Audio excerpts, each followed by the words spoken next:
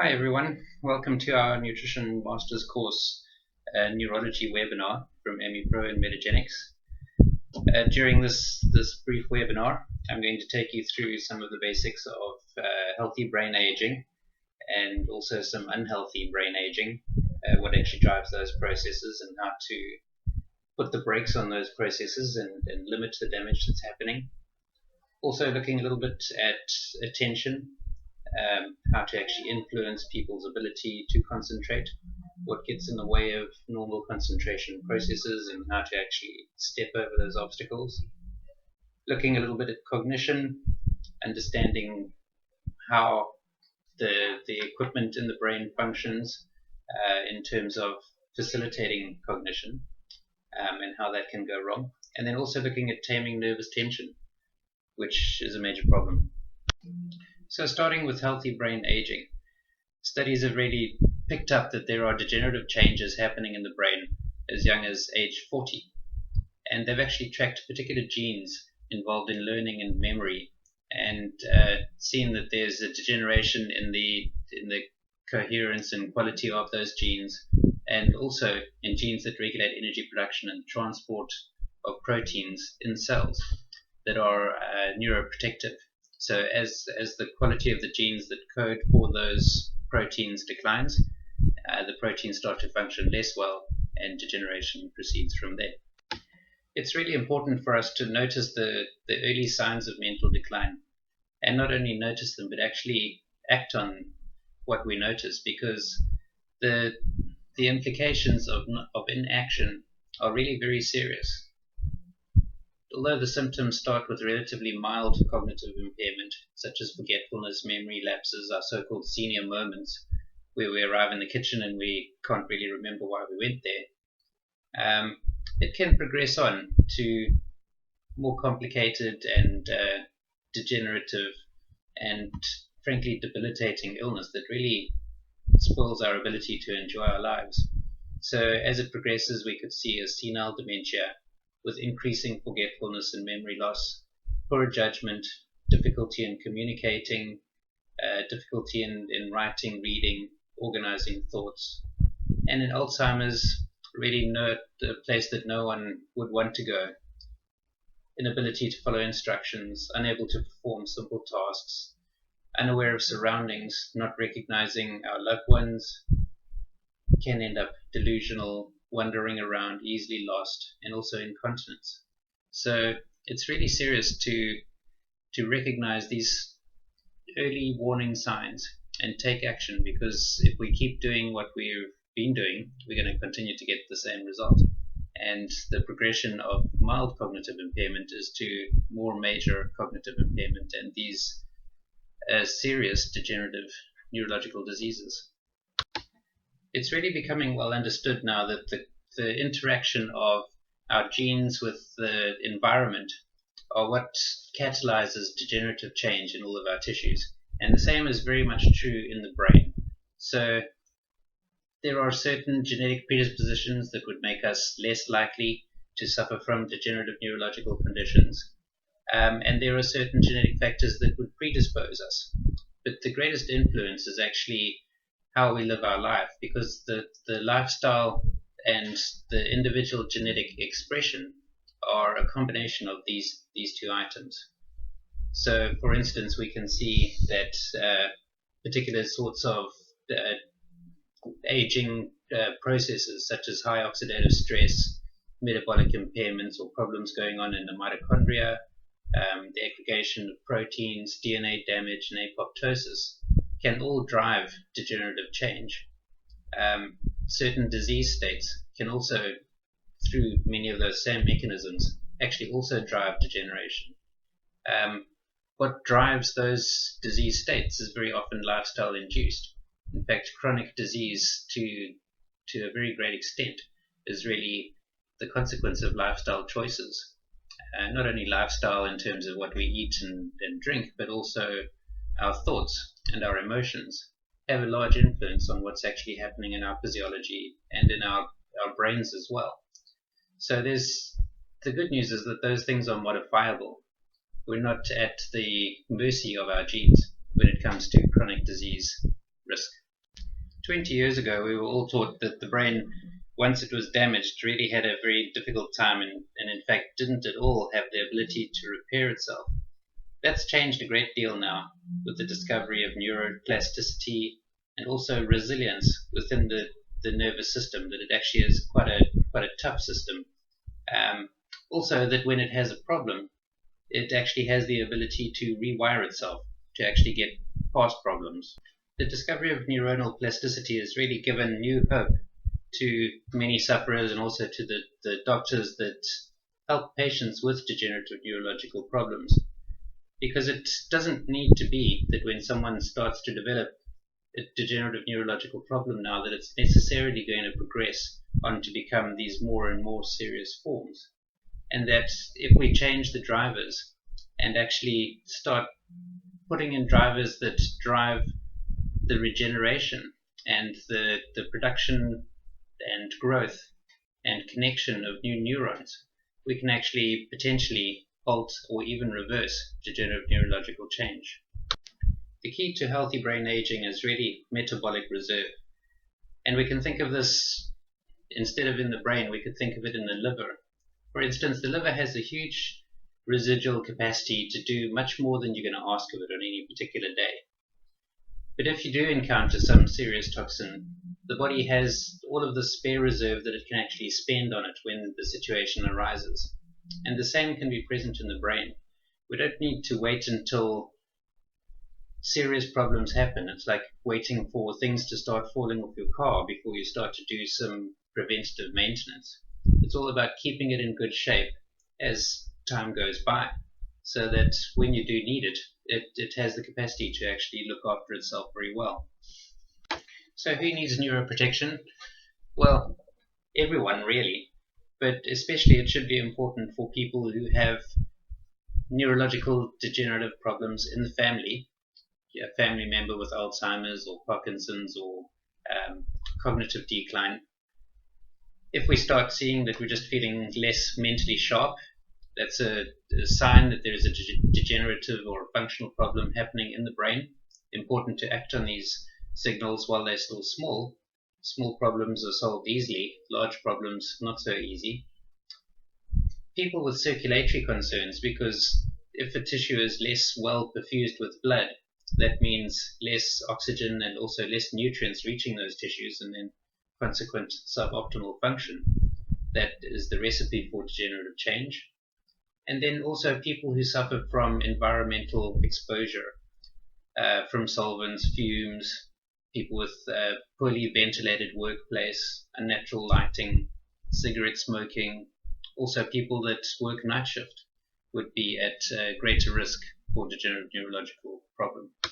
Fortunately, most of the drivers of brain aging are actually modifiable, starting with oxidative homeostasis, so we can control the amount of oxidative stress that we encounter by not smoking and limiting our chemical exposure. Our lifestyle, in terms of whether we're sedentary or active, can have a big influence on how our brains degenerate or don't degenerate. Neurogenesis, there are ways to actually drive the processes of rebuilding damaged nervous system tissue. Exercise, once again, is one of those. Methylation, first of all, knowing our methylation status by looking at family history and genetics, also measuring homocysteine, can also be very useful to help understand what our methylation status is, and if it's poor, actually doing things to improve it. Circulation, we have epidemics of problems in the cardiovascular system, and these can translate into problems in the brain as well, and preventing those cardiovascular problems can also prevent the risks happening in the brain. And then mitochondrial efficiency. So here typically we're talking about toxicity. The buildup of toxins in our body can actually make the environment unfavorable for mitochondria, so that both their numbers and efficiency and shapes decline and change, and as a consequence of that, degeneration could occur. So if we keep our environment clean and pristine, it's an environment that mitochondria will enjoy and thrive and multiply and prevent degenerative risk from that. So if brain aging is so preventable, surely it makes sense for us to take action to protect our most important asset, our brain, by simply looking at enhancing neuronal health, by making sure that the mitochondria are alive, well, numerous, and efficient, and enhancing the vascular function that actually provides nutrients and oxygen to our tissues to help keep them healthy. We can use the acronym PRIME to actually describe the different aspects of supporting neuronal health. So one is enhancing plasticity, the P, R for improving responsiveness and the resilience of the system. I, we can encourage the innate repair processes. M, build metabolic reserve, which would encourage the flexibility and adaptability of the organ. And then E for energy regulation and oxidative balance, supporting mitochondrial health. Apart from the behavior changes that we can recommend to our patients and clients to help support their brain health, there are other particular nutrients that have also got strong research indicating efficacy in promoting neuronal rescue. And these include acetyl L-carnitine, N-acetylcysteine, grapeseed extract, folates, and especially the 5-methyl tetrahydrofolate or activated folate, vitamin B12, ideally as methylcobalamin, riboflavin or vitamin B2, niacin, thiamine, which is vitamin B1, and also vitamin B6. These nutrients together could really address many of the drivers of neurodegeneration, such as DNA mutation, oxidative stress and inflammation, environmental insults and excitotoxicity, metabolic imbalance, mitochondrial inefficiency, and altered methylation status. N-acetylcysteine is really rising to prominence as a very important nutrient for brain health. Far beyond what it was originally envisaged as being merely a precursor for the antioxidant glutathione, it's having effects far beyond that and in numerous other conditions in the brain, actually stabilizing the neurochemistry and being applicable in many disorders, not only degenerative but also functional nervous system disorders. The actions of N-acetylcysteine in the central nervous system are quite complex and perhaps not even fully elucidated yet. But the well-known action is as a substrate for glutathione synthesis by providing the cysteine residue. As such, being an antioxidant donor, it would also help to decrease inflammatory cytokine production. N-acetylcysteine also influences cell survival and growth factor synthesis, leading to increased neurite sprouting. So that's an effect on the neuronal plasticity. It also has effects on GABAergic pathways, which are pathways that work to suppress excessive excitatory signaling in the central nervous system, and also on glutamate receptor activity, so that the excitatory signals from glutamate are actually modulated by the adequate presence of N-acetylcysteine and its actions in the nervous system. Many of the nutrients that support neurological health in fact accomplish this by really supporting mitochondrial function and mitochondrial health, and these include acetyl L-carnitine, vitamins B1, B2, B3, and B6. And if we look at acetyl L-carnitine, it's intimately involved in the cholinergic system, involved in the production of acetylcholine, but also supporting the production of ATP within the mitochondria. It has an additional action in that it activates the NERV2 pathway, also involved in ATP production and regulation, and upregulates particular heat shock proteins involved in regulating cellular respiration pathways. Vitamins B1, B2, and niacinamide very much involved as necessary cofactors in the pathways for ATP production.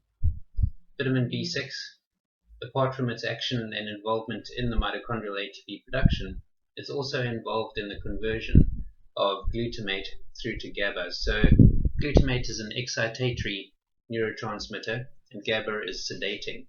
And the conversion of glutamate to GABA is one of the main ways that the brain is able to put brakes on its excessive activity and actually restore it to normal function. And then the vitamin B1 is involved in oxidative metabolism of pyruvate and alpha-ketoglutarate, so it's involved in ATP production within the cell. Folic acid, or ideally the activated folate, 5-methyl tetrahydrofolate, are very necessary to help support healthy methylation in the brain.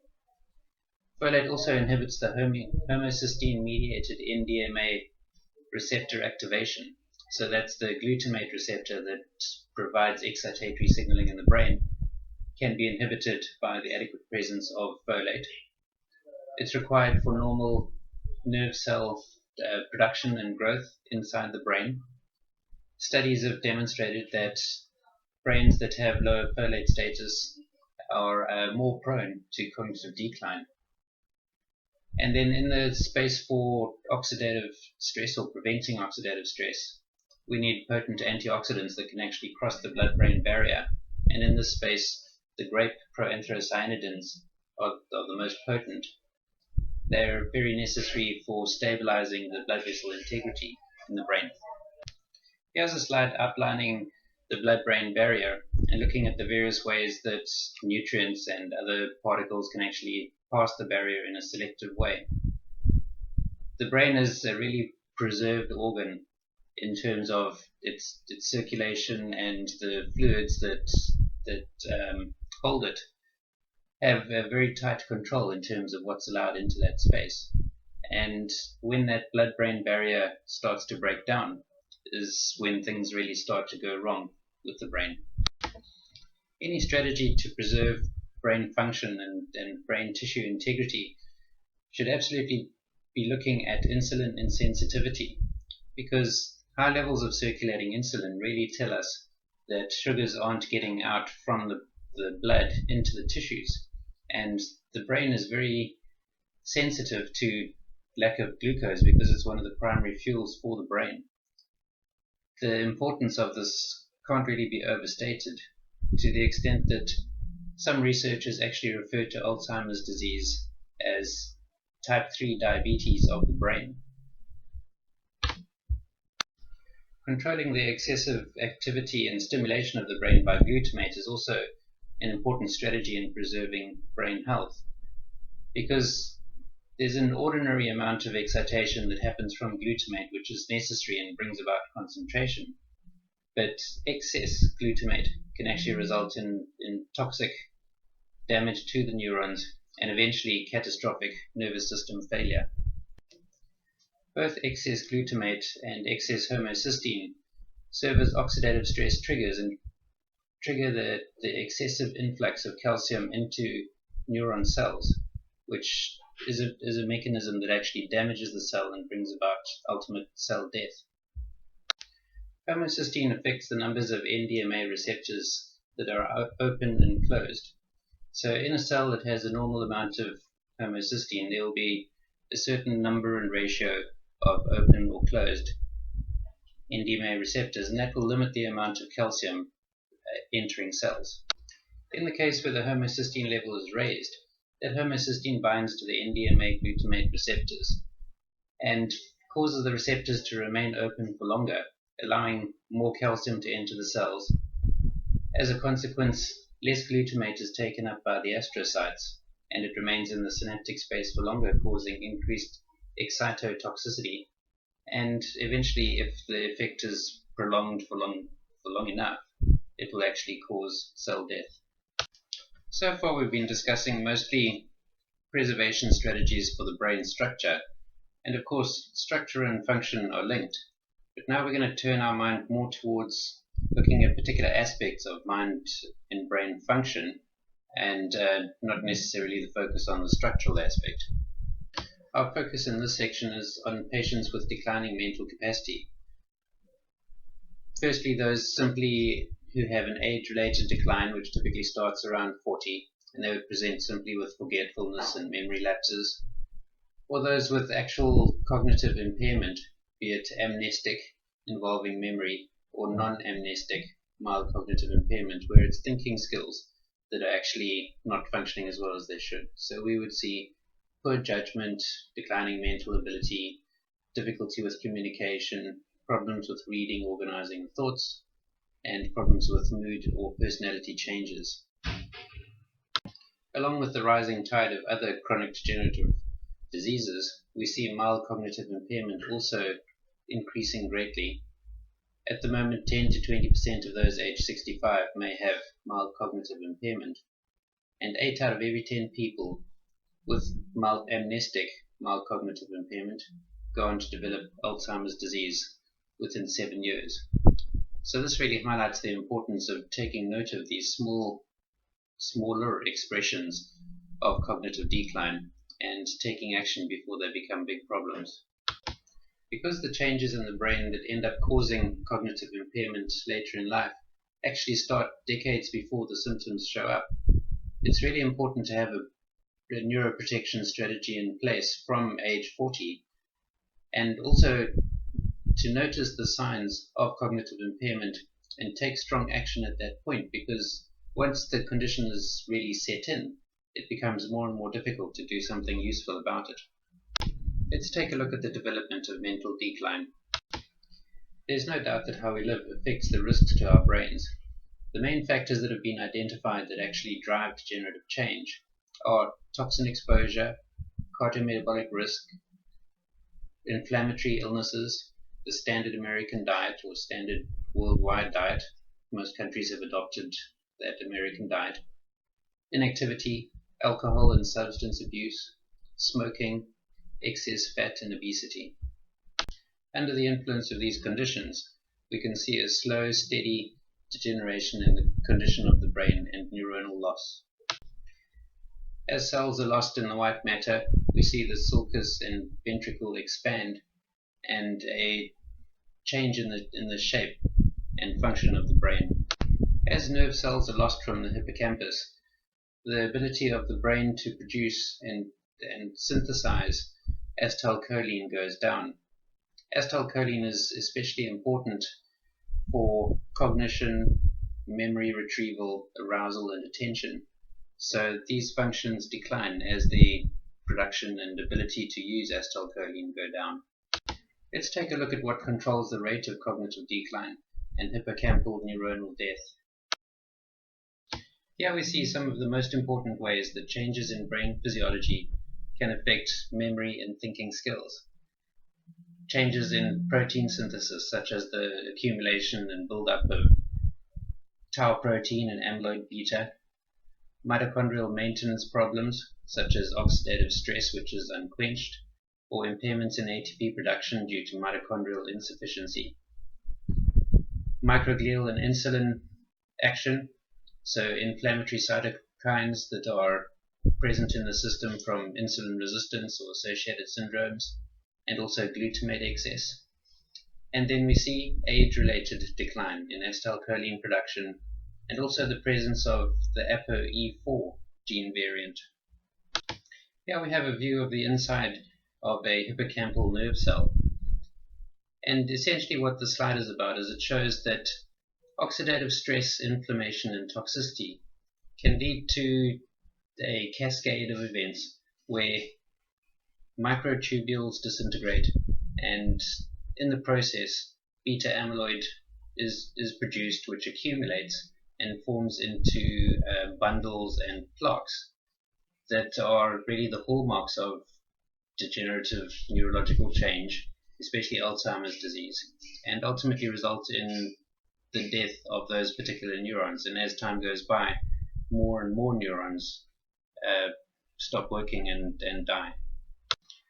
The combination of cellular aging, the accumulation of beta amyloid, and also tau protein, which results from microtubules that are disintegrated accumulating, end up influencing the efficiency of the mitochondrial repair processes.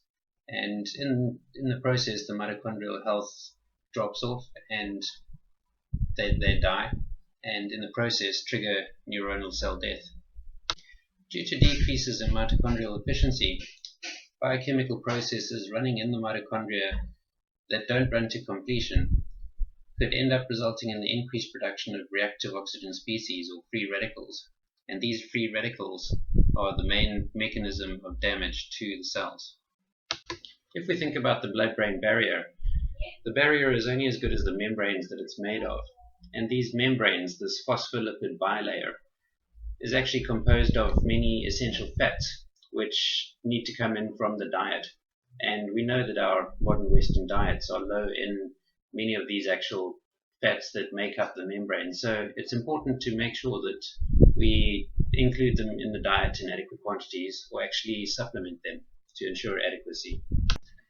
If the quality of the blood-brain barrier is not great, because the membranes are not so good, then inflammatory messages, excitotoxins, and oxidative stress can all cause increased activation of the immune system within the central nervous system, and especially the microglial cells. Chronic activation of the system can result in damage and breakdown of the nerve cells.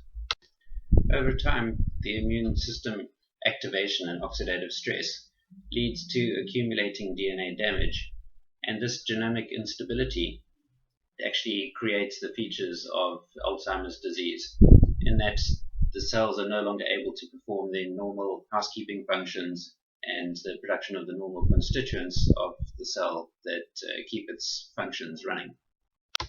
Due to physiological stresses placed on the presynaptic neurons through inflammatory messages, excitotoxins such as glutamate, and increased oxidative stress, these presynaptic neurons end up not being able to secrete enough acetylcholine, and also the acetylcholine is removed from the synaptic space faster than it should be. And as a consequence, the ability to access memories and bring them back into present consciousness is reduced. Not surprisingly, the causes of the low acetylcholine similarly influence the cell's ability to produce other neurotransmitters, such as serotonin, GABA, dopamine, and norepinephrine, influencing other physiological and cognitive and motor functions of the body. These disruptions to neurotransmitter production and clearing can have a variety of different results in the CNS with regard to function. So to summarize, the primary mechanisms that underlie the decline in CNS acetylcholine production are oxidative stress with the production of increased reactive oxygen species and reactive nitrogen species, protein aggregation, including amyloid beta and tau protein, inflammatory cytokine production, such as gamma interferon and interleukin 6, and excitotoxins, especially glutamate and homocysteine. And through the influence on acetylcholine production, we have effects on memory and thinking skills. Now that we understand a lot about the drivers of low acetylcholine and low memory function, we also understand how modifiable those factors are. And it's not that we are at the mercy of our genes. In fact, the genetic aspect of Alzheimer's disease is really very low. Even the presence of the genes that are quite strongly correlated with Alzheimer's development can be modified to a great extent through diet and lifestyle factors. Research is showing that it's a bad strategy to wait until the more advanced presentations of dementias have arisen, and that it's a much better idea to identify problems while they're small and take early, stronger action to prevent the degenerative change, because once it happens, it's relatively harder to do something about it. Healthy lifestyle choices have been shown to influence cellular stress responses, and these include exercise, cognitive stimulation, and dietary restriction, also dietary phytochemicals, especially antioxidants. And these alter the expression and production of brain-derived neurotropic factors and heat shock proteins that increase and upregulate neuroprotective mechanisms, improve synaptic plasticity, and also drive neurogenesis, leading to an improved resistance to neurodegenerative drivers. Similarly, also, those same factors can improve glucose tolerance, and in response to that, we also cut down on the drivers of degenerative change in the CNS. Apart from the basic lifestyle changes we can make, it's really clear that there's space to influence the degenerative drivers of dementia by taking natural bioactives that can influence acetylcholine production, that can modulate glutamate production and also improve GABA production. We can take bioactives that will influence inflammation either through mediation or actually soaking up inflammatory chemicals in the system. And also, bioactives can improve insulin sensitivity. Conventional Alzheimer's drugs target the acetylcholine sparing mechanisms and also glutamate antagonism to help address the symptoms of the Alzheimer's. And fortunately, there are natural agents that are also active in this space. There's also a lot of interest in the use of oral hypoglycemics to treat and prevent Alzheimer's disease, because problems with insulin resistance really are one of the main mechanisms of degeneration in Alzheimer's. The Mediterranean diet is known to improve blood sugar stability, and in this study they correlated the degree of adherence to a Mediterranean diet versus the risks of or probability of developing mild cognitive impairment or Alzheimer's disease. And it really illustrated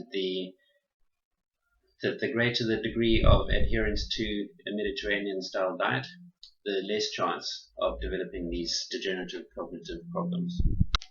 Looking beyond dietary changes, we can also identify other natural mediators of neuronal plasticity that can improve outcomes through changing the resilience, improving protection, improving connection, and balancing the mechanisms controlling excitation and sedation within the brain.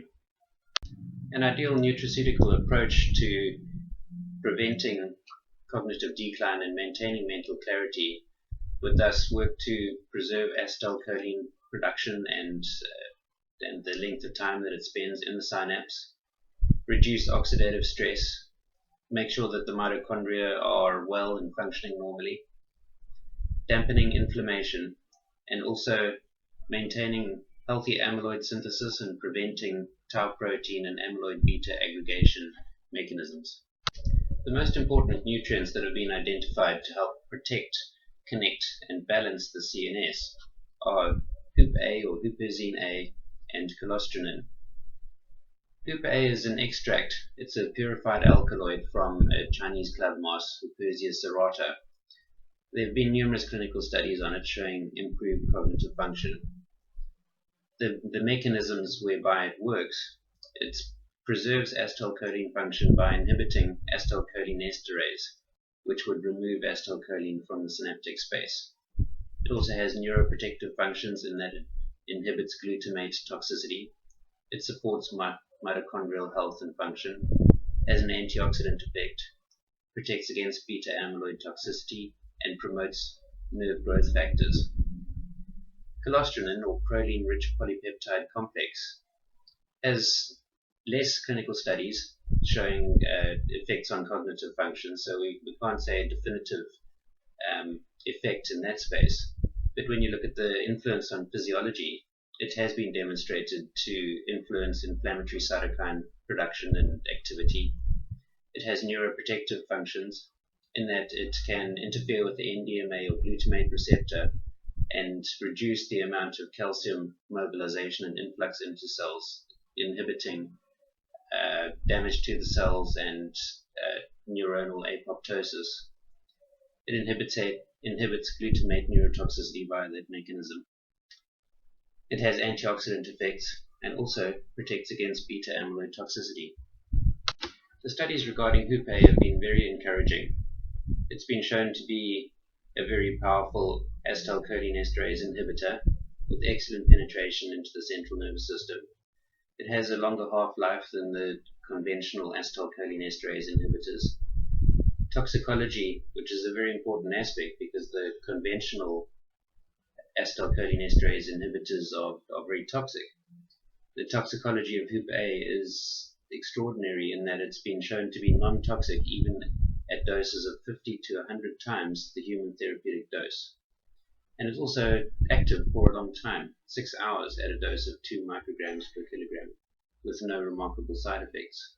So it has terrific scope and potential for use in helping to preserve cognitive function. Both human and animal studies have confirmed the potential for the use of huperzine A. A randomized double-blind placebo-controlled trial showed huperzine A to significantly improve cognitive function.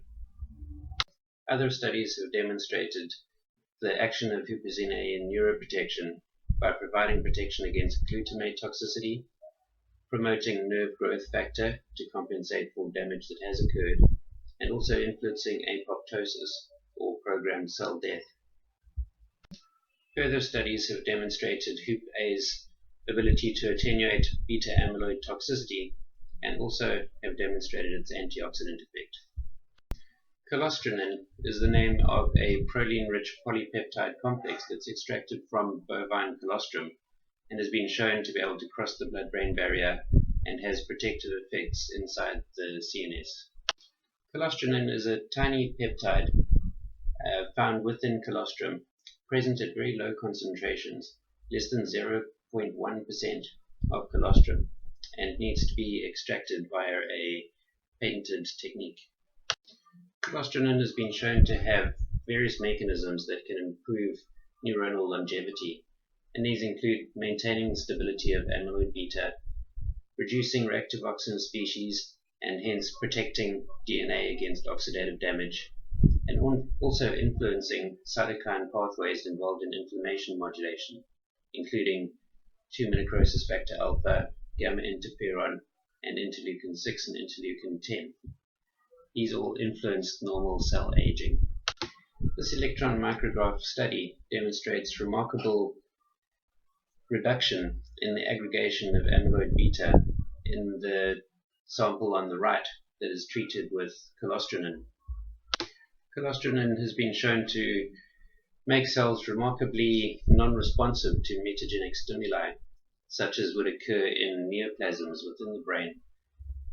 So that instead of the enhanced rate of doubling, as would occur normally in neoplastic change, cells don't respond to those stimuli and actually just continue going on doing what they do, being alive and metabolically active, but not proliferating.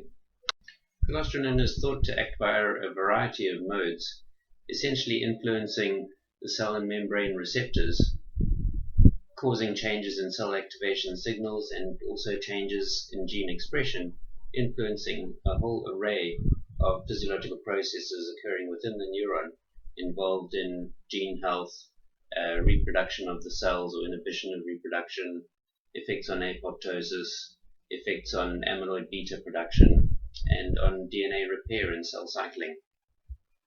Human clinical studies with colostronin in 106 Alzheimer's disease sufferers have demonstrated that safety is not a concern. There have been no reported serious side effects or safety issues with it.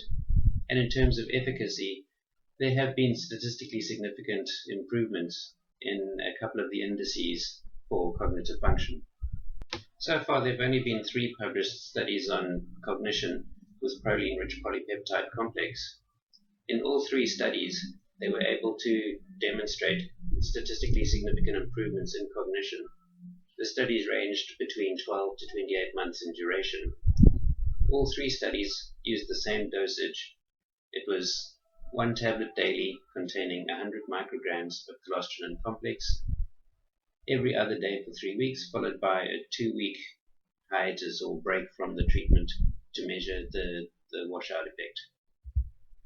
Apart from the specific factors discussed so far, the general framework and foundational nutrition needs to be in place to make sure that these structures are being well maintained in the CNS, and this would include omega-3 fatty acids to help with the phospholipid membrane production and maintenance, N-acetylcysteine, grapeseed extract, methylation cofactors, lipoic acid to improve the nerve cell integrity, also as an antioxidant specifically for nerve cells, and also to help prevent the negative effects of insulin dysregulation on nerve cells.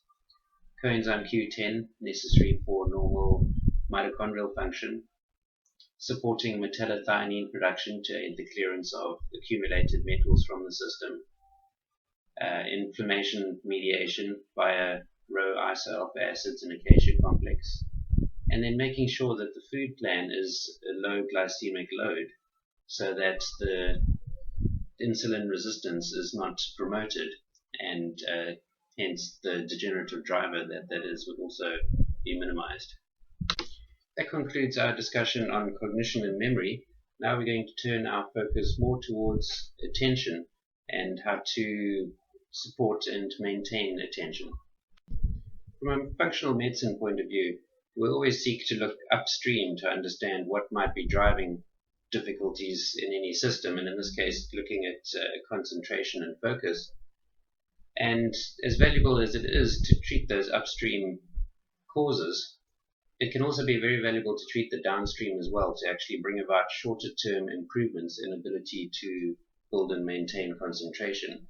And in this space, it's really been demonstrated that compounds that are stimulating to the CNS can actually improve the way people deal with their lives and cope with stress.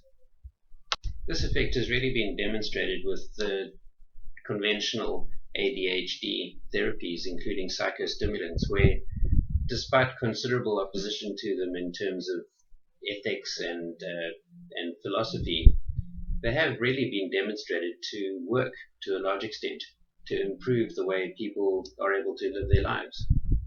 If we look at the actions of the conventional drugs for ADHD, we see that they are typically targeting neurotransmitters, and especially dopamine and norepinephrine, and also to some extent serotonin. This all makes sense because dopamine, norepinephrine, and serotonin have all shown to have effects on improving alertness, clarity, concentration, and feelings of satisfaction that actually allow you to focus without the sense of distraction. The principal mechanism of action of the ADHD drugs is to cause an increased or prolonged presence of dopamine and norepinephrine in the synaptic space, and it accomplishes this by inhibiting dopamine and norepinephrine reuptake. As useful as these drugs may be in the clinic, the downside is that there's terrific potential for illicit use. Studies have suggested that approximately 52 million people over the age of 12 abuse psychostimulant medication. Fortunately, there are natural compounds that act on the same pathways that the conventional drugs target. If we consider who would benefit from this kind of approach, it's really those that would be seeking to improve their ability to focus and concentrate for extended periods of time, increase their alertness, manage their overwhelm, which is often associated with an inability to focus and organize their tasks and study regimen, and also those who would like to be able to sit quietly and listen and pay attention. With that in mind, let's take a brief tour of a simplified view of the neurobiology of learning could break the process down into 3 steps. The stage 1, which is catalyzed by norepinephrine, is essentially a stage of awakening or bringing about attention and activity in the CNS. Stage 2, catalyzed by dopamine, is really involved with the development of focus and attention. And stage 3, which is catalyzed by acetylcholine, would be focused on memory, or more particularly the ability to recall what we've actually been focusing on. Dopamine and the dopamine receptors are very much involved in driving attentiveness, motivation, learning, and memorization, or the impetus to ingrain experiences so that they're more easily remembered. It's very much involved in the reward aspect of the brain, so it's involved in pleasure and behaviors that promote pleasure would also encourage us to bring about approach behaviors. So things that worked for us, we'd like to do them again. and dopamine is actually involved in the process of potentiating that action. Targeting norepinephrine action is also important because norepinephrine awakens and drives the need to pay attention. So think of it as it's involved in our fight or flight reactions. When something important happens in the environment, the first secretions are norepinephrine that actually drive us to pay attention to what's happening around us so that we can actually take action to save our lives or change the course of our current action to account for what's happening around us. The dopamine and norepinephrine signaling system is quite complex, and as is generally true, the more complex the system, the more ways that it can go wrong. So in this space, we can see that there are potential problems with dopamine and norepinephrine synthesis efficiency, that there can be changes in the sensitivity and numbers of the dopamine and NT postsynaptic receptors. There can be changes in the enzymatic efficiency for the transformation of dopamine and NT, and also the transporter reuptake efficiency, which will affect how long the neurotransmitters stay in the synaptic space. Those are also modifiable. If we were to seek a nutritional strategy that would serve to enhance cognitive function and ability to pay attention, the aspects that we'd be looking to modulate would be dopamine expression, dopamine synthesis and norepinephrine synthesis and functionality, the reuptake of dopamine from the synapse, and also neuronal plasticity and integrity and function, because neurons that fire together wire together, and we actually would seek to enhance the ability of the brain to form new connections. Considering the complexity of what we would be seeking to achieve, it's not surprising that single nutrients are unlikely to really yield the results that we're looking for, and that we'd really need to use a multi-mechanistic approach to attain those aims. A review of the published literature in the space of enhancing cognition really highlights 6 key ingredients, and these are caffeine from green coffee beans, theanine from green tea, guarana, essential fatty acids, especially omega-3s and omega-6s, looking at membrane health and neuronal plasticity, and zinc. We're going to look at each of these in a little bit of detail individually. Now, it may surprise you to hear us talk about caffeine in the context of natural healthcare products, but caffeine really has a wide history of safe use, and there's a saying, the dose makes the poison, and this is especially valid in this instance. There's a certain amount of caffeine that really is well tolerated and can have beneficial effects, but in excess, obviously there's a big potential downside to it. So if we look at the studies and the demonstrated benefits of using caffeine, it's been shown over decades, or centuries probably, that it can help reduce physical fatigue, restore alertness, it improves wakefulness, clearer thought. Everyone that uses caffeine to help them get going in the morning, can attest to these benefits. In shift workers, it's been shown to lead to fewer mistakes caused by tiredness, and it can definitely improve cognitive performance after sleep deprivation. Caffeine's mechanism of action is actually very simple. It really just blocks the adenosine receptor, and adenosine receptor would be a receptor for sedating and relaxing neurotransmitters. So in the process, it lowers sedation and increases alertness.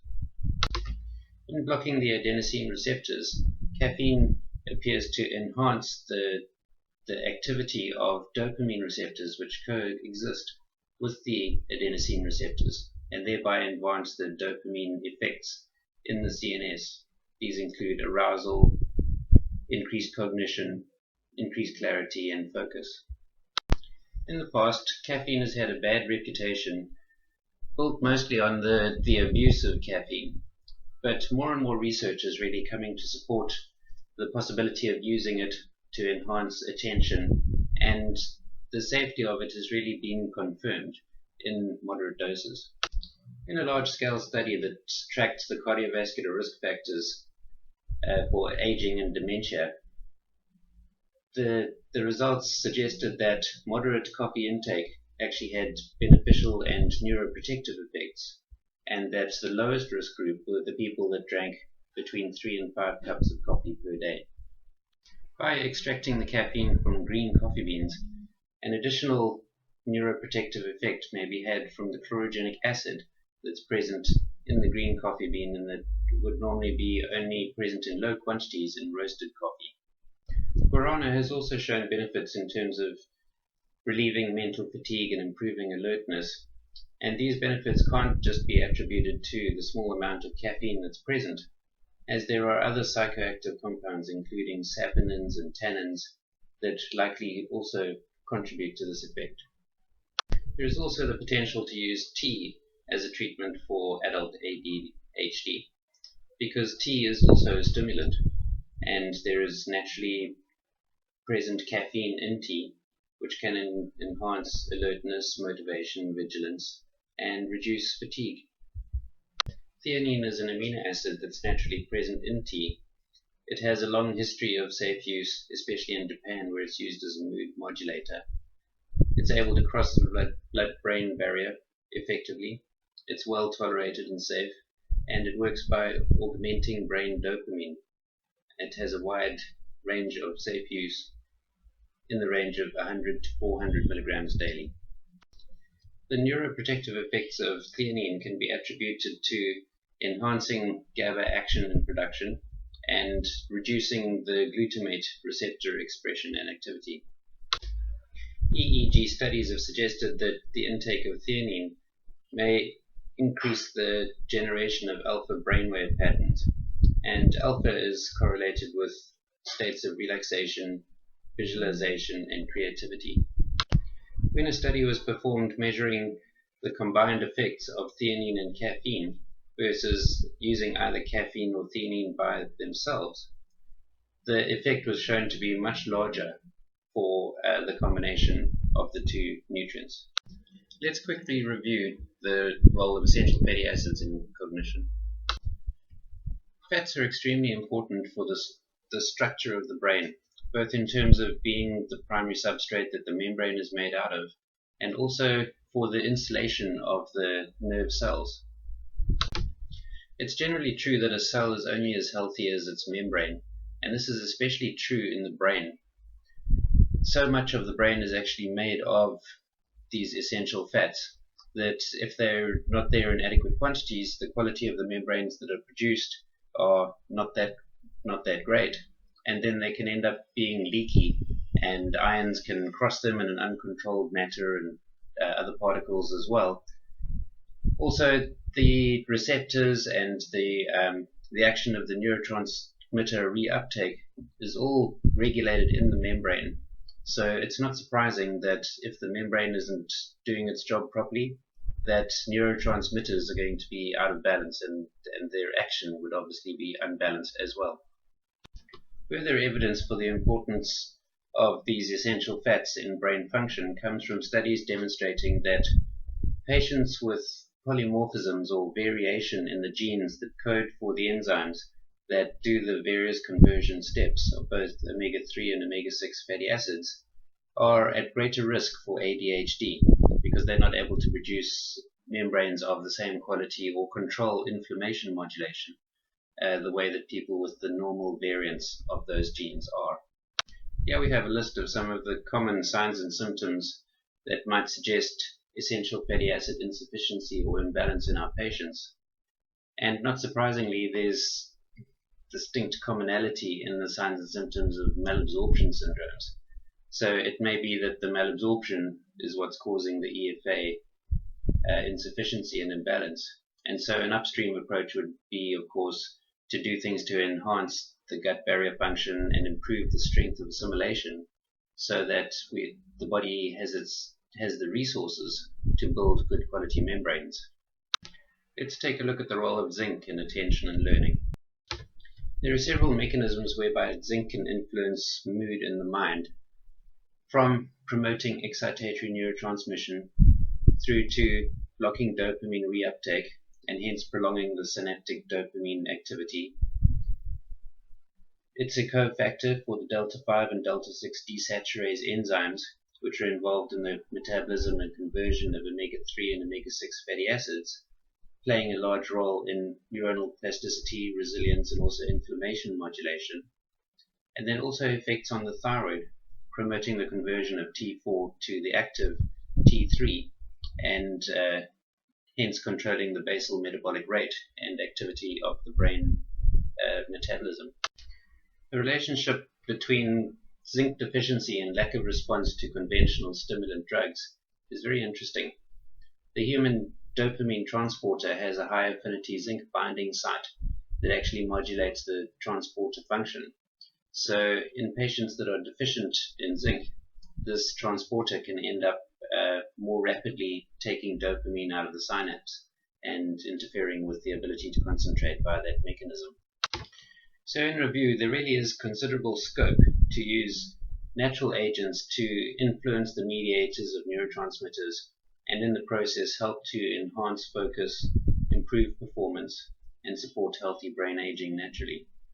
If we consider additional support for the neurological tissue involved in attention, our focus would really be on mitochondrial support, and the key mediators of that would be magnesium, carnitine, taurine, and B-complex vitamins, along with trace minerals. Omega-3 fatty acids involved very much in the membrane health, and then a multivitamin, mineral, and phytonutrient combination to help stabilize the biochemistry and prevent oxidative stress. That concludes our discussion on nutritional strategies to support attention, and now we're going to move on to nutritional strategies for low mood. Encountering patients with low mood is a very common experience for all of us in practice. The typical symptoms would include lack of interest in normal activity, loss of energy, oversleeping or lack of sleep, sense of sadness for no apparent reason, increased appetite, especially for carbohydrates, fatigue. Symptoms often get worse in winter, so there may be a vitamin D related component or pineal gland aspect to this, weight gain or weight loss that's unexplained. For various reasons, women are much more likely to experience depression in their lifetime than men. Dysthymia, which is a chronic low-grade depression, and major depression frequently have comorbidities with other chronic illness. These often include chronic pain, arthritis, irritable bowel syndrome, premenstrual syndrome, heart disease, stroke, cancer, chronic infective diseases, and neurodegenerative diseases. And this should really serve a clue that there are physiological aspects to what's going wrong in the brains of these patients. Dysthymia patients often wear a permanent mask, seldom revealing their true feelings, and in the process putting themselves at increased risk for major depression by not being treated.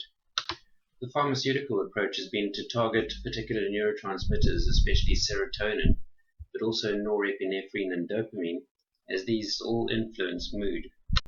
Despite pharmaceutical interventions, approximately 33% of patients fail to achieve remission in their condition and are typically prescribed adjunctive therapies, including psychotherapy, different kinds of antipsychotics or anti-seizure medications, sometimes activated folate, 5-methyl tetrahydrofolate, omega-3 fatty acids to enhance membrane health. Vitamin D is implicated in seasonal affective disorder, which could be expressed as depression. Also acupuncture, thyroid hormone supplementation as low metabolic rate can translate into depression, and various botanicals that also are able to influence the neurotransmitters. Considering the side effect profile and risks associated with taking conventional psychotropics, many patients with mild to moderate, especially treatment-resistant depression might actually benefit from rather using a natural approach instead of a drug as a first-line treatment. A natural approach would really seek to simply restore normal brain function, and the mechanisms that it would target to do this would be, first of all, quenching inflammatory messengers so that we can protect the brain tissue from damage, and also to promote balance between the excitatory and inhibitory neurotransmitters, especially GABA and glutamate, because glutamate can have further inflammatory consequences of its own, which we'll look at in a few minutes. And we could actually arrest the cycle, the self-perpetuating cycle of decline, if we target those aspects. Instead of targeting a single neurotransmitter, an holistic view to addressing low mood would actually look at supporting overall tissue health within the brain, and in the process supporting the adequate and normal production of all of the neurotransmitters. Because serotonin is such a major player in mood, it's worth actually also pursuing a strategy that will potentiate the increased production of serotonin, and also that it's going to stay in the synaptic space for a longer time to actually potentiate its action. Neuroscience is really starting to highlight the commonality in chronic degenerative disease progression and mood and affective disorders. And that's really useful, because now it gives us new ways to think about and target the processes involved in these disorders. Because the neuroendocrine system is such an important modulator of the immune system, if problems happen with the interface between the neuroendocrine system and the immune system, that can actually program the system to drive unrelenting and unchecked inflammation and result in an array of inflammation modulated disease such as allergy, atopy, autoimmunity disease, also obesity, depression, and atherosclerosis. Increased production of inflammatory cytokines in the brain, such as tumor necrosis factor alpha and interleukin 6, can end up reducing the neuroplasticity, essentially decreasing levels of neurotropic factors such as brain-derived neurotropic factor, and also decreasing neurogenesis, the production and growth and increased wiring and attachment of new synapses. Increased levels of inflammatory cytokines can increase the activity of the serotonin transporter, which increases the rate of removal of serotonin from the synaptic space, resulting in a net lower effect of the serotonin, affecting mood and also causing further inflammation. The increased presence of inflammatory cytokines also reduces serotonin by preventing its conversion to 5-hydroxytryptophan and then serotonin, by instead driving it down the kynurenine pathway, which leads to increased excitatory signaling and activation of the glutamate or NMC receptors. Unfortunately, this conversion through to quinolinic acid has an effect of increasing inflammatory signals, so it becomes a feed-forward cycle of low mood and inflammation. Apart from systemic inflammatory signals, stress also can serve as a stimulus for these inflammatory pathways and drive exactly the same pro-inflammation and mood lowering, serotonin lowering activities in the brain. So a balanced approach to addressing low mood would really look at targeting inflammation modulation, because excessive inflammation could reduce serotonin, and reduced serotonin can increase inflammation further. It would target oxidative stress. It would look at stress hormone production and make sure that that's not in an excess state. And then also look at the reduced neurotropic factors such as brain-derived neurotropic factor, and take action such as exercise to actually promote the increased production of this compound. If we were to cherry-pick nutrients to address those aspects of mood, we might come up with something like this: ginseng and Chinese skullcap, because they provide antioxidant protection for the nerve cells. They also modulate stress hormone production, cortisol and corticotropin releasing hormone. They help to balance the immune cytokine numbers, and they assist in the production of brain-derived neurotropic factor, so that the brain is able to make new connections more readily. As far as methylation goes, 5-methyl tetrahydrofolate and methylcobalamin plus B6 would all aid in enhancing homocysteine clearance. Homocysteine would serve as excess homocysteine would serve as an inflammatory cytokine. Methylation is also necessary for normal neurotransmitter synthesis. 5-hydroxytryptophan, really important as a precursor to serotonin. It has antioxidant activity and anti-inflammatory activity of its own, and is involved in neuronal renewal, increasing brain-derived neurotrophic factor. And then L-theanine, and once again ginseng, has a dual role here in that it promotes an awake, calm state and increases inhibitory neurotransmitters serotonin and GABA. We're going to take a few minutes to look at the individual ingredients that we've highlighted, starting with 5-hydroxytryptophan. So it's involved in serotonin production in that it's a serotonin precursor.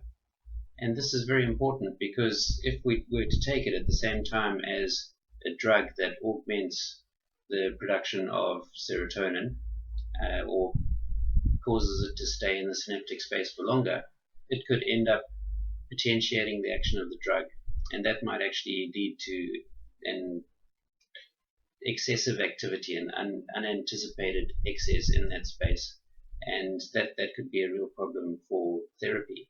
So it's better to actually not use it in conjunction with SSRIs or other serotonin-based drugs. It also has neuroprotective action in that it supports the antioxidant reserves within the neuron, and it is a free radical scavenger in its own right. The benefit of using 5-hydroxytryptophan instead of just plain tryptophan is that it's already gone past the step where inflammatory mediators would be able to drive it down the kynurenine pathway and end up increasing glutamate activation. So it's bound to only go in one direction, and that's towards serotonin production. There are several ways that ginseng can help be effective for mood, cognition, and stress. Firstly, by modulating neurotransmitters such as serotonin, norepinephrine, dopamine, and GABA. It can increase dopamine and norepinephrine in the cerebral cortex, which would explain some of its healthy effects for cognition. It helps protect neurons by modulating inflammatory cytokines, and it's also an adaptogen, so it changes the way the body responds to stress, preventing excessive stress reactions, and in the process sparing the reserves of the nervous system. Recent studies have highlighted the potential benefits of using Chinese skullcap flavones, in that their primary mechanism of action is that they modulate brain inflammation and also reduce stress-induced HPA axis hyperactivity, so that stress doesn't have as big an effect on the physiology of the cells and damage is limited. We've already looked at theanine in the cognition space. However, there's also potential action in the mood space. One of the reasons for this is that it's able to cross the blood-brain barrier, and in the brain it can actually help increase brain serotonin, dopamine, and GABA levels. Also, it can help reduce plasma norepinephrine, bringing down excessive excitatory signaling, and also increase brain GABA. There's considerable evidence linking low methylation status to depression, and now that genetic testing is becoming much more available, these links are becoming even stronger. It's really worth making sure that our patients with low mood have adequate methylation by ensuring adequate folate, B12, B6, B2, and other B vitamins that are necessary for methylation to run to completion. The preferred format for supporting folate status is the 5-methyl tetrahydrofolate, or active folate. The reason is that ordinary folic acid can actually serve as a competitive inhibitor for those who have genetic polymorphisms that prevent them activating their folate naturally themselves. So it can end up being counterproductive to give people folic acid if they have a problem with the enzyme that does the conversion. And this is not a rare polymorphism, it's actually quite common. Just a cautionary statement in this regard. If you are pregnant or nursing, then this kind of approach is not appropriate because these compounds are able to cross the blood-brain barrier and, of course, the placental barrier, which is very similar, and it just has not been tested for safety in these situations. The other caution is to be very careful when taking it alongside antidepressant medication because it can really potentiate the action of these drugs and have unexpectedly strong effects. Moving on from depression and low mood, now we're going to spend a few minutes talking about natural approaches to taming tension.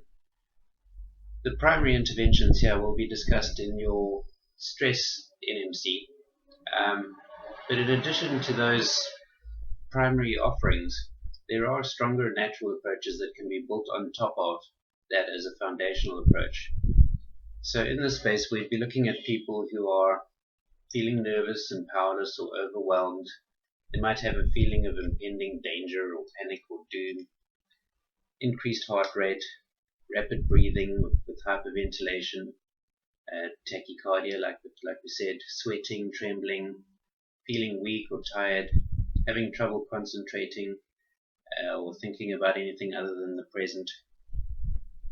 If we were to think about this kind of situation in terms of neurotransmitters and balance of these neurotransmitters, we'd really be thinking about GABA and glutamate balance.